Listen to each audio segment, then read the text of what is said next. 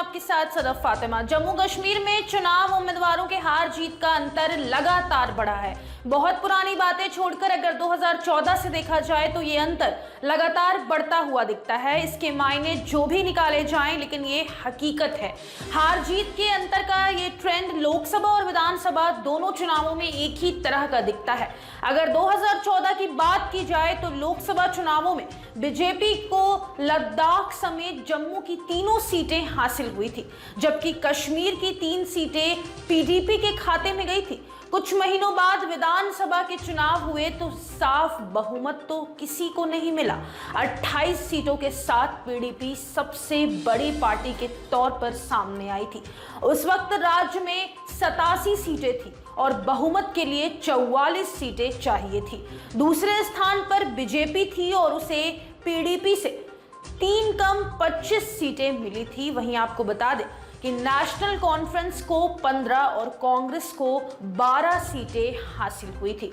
Indian express के आंकड़ों के मुताबिक अगर हम बात करें तो उस चुनाव में राज्य में कुल 50 सीटें ऐसी थी जिन पर हार जीत का अंतर कुल पड़े वोटों की 10% से कम का था।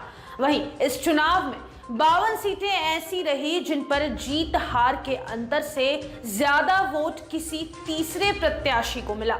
वहीं आपको बता दें कि साल 2014 में ऐसी सीटों की संख्या ठीक ठाक थी, जहां सीट पर पड़े कुल वोटों के 10% से ज्यादा अंतर से हार जीत का फैसला हुआ था।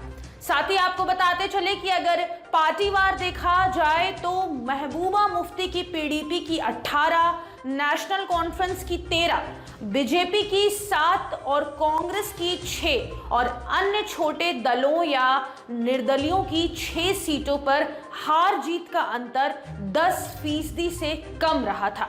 मतलब कुल मिला के अगर हम बात करें तो 50 सीटों पर लड़ाई कांटे की रही है। लेकिन अगर हम इस साल होने वाले विधानसभा चुनाव पे नजर डालें तो लोकसभा चुनाव जम्मू कश्मीर के विशेष दर्जे वाले कानून धारा 370 हटने के कुछ महीने पहले ही हुए हैं।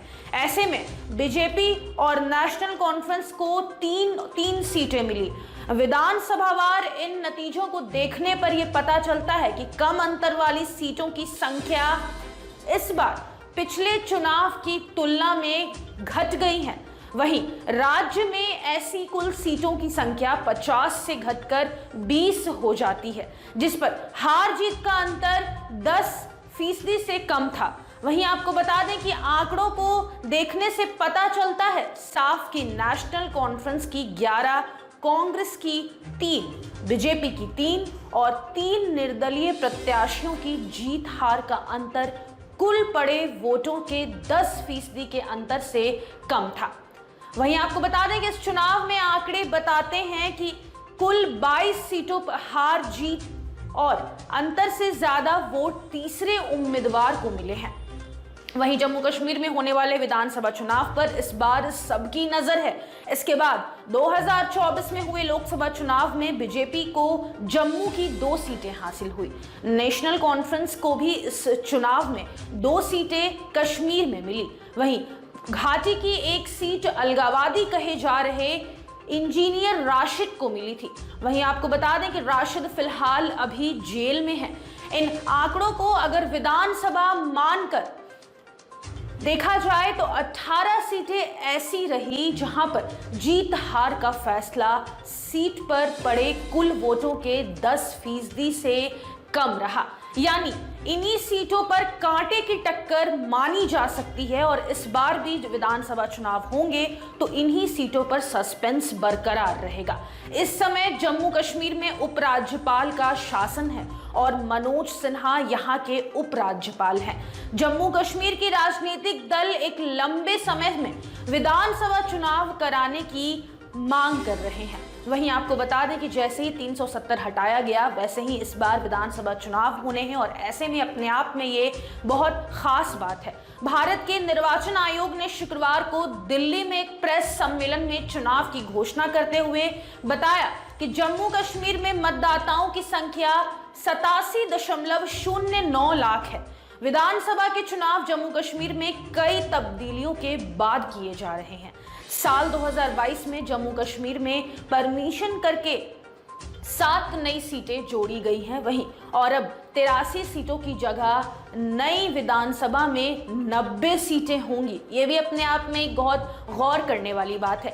5 अगस्त 2019 को जम्मू कश्मीर को विशेष दर्जा खत्म करने के बाद जम्मू कश्मीर के राजनीतिक दल राज्य का दर्जा वापस देने की मांग भी अभी तक किया जा रहा है।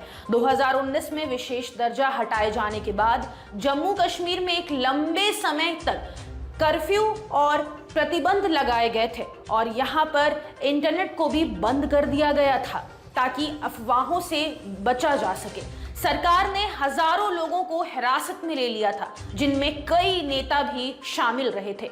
सरकार के इस फैसले के खिलाफ कई राजनीतिक दलों ने याचिकाएं भी दायर की थी और विरोध प्रदर्शन भी किया था। वहीं याचिका दायर करे इसे सुप्रीम कोर्ट में चुनौती भी दी गई थी। हालांकि दिसंबर 2023 में सुप्रीम कोर्ट के चीफ जस्टिस डीवाई चंद्रचूड़ की अध्यक्षता वाली 5 जजों की बेंच ने फैसला सुनाते हुए जम्मू कश्मीर के विशेष दर्जे को खत्म करने का फैसला बरकरार रखा था और अभी तक ये वैसे ही बरकरार रखा गया है। इस फैसले के साथ ही सुप्रीम कोर्ट ने सितंबर 2024 तक जम्मू कश्मीर में चुनाव कराने के लिए कदम उठाने को कहा था और इसलिए अब विधानसभा चुनाव जम्मू कश्मीर में करवाए जा रहे हैं, जिस पर सबकी निगाहें टिकी हुई है। तो अभी के लिए वंदे भारत में बस इतना ही। मुझे दीजिए इजाजत। देश और दुनिया की तमाम अपडेट्स के लिए आप बने रहें वंदे भारत के साथ। नमस्कार।